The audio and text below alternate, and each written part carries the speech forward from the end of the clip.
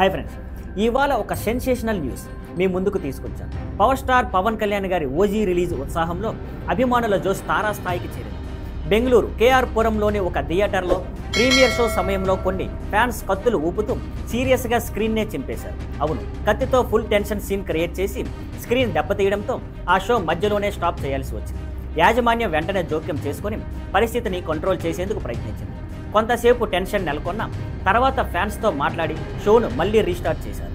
ఈ ఘటన వీడియోలు ఇప్పుడు సోషల్ మీడియాలో వైరల్ అవుతున్నాయి. ఫ్యాన్స్ జోసికి థియేటర్ సెక్యూరిటీకి ఎలా ఇబ్బంది కలిగించిందో అందరూ చర్చిస్తున్నారు.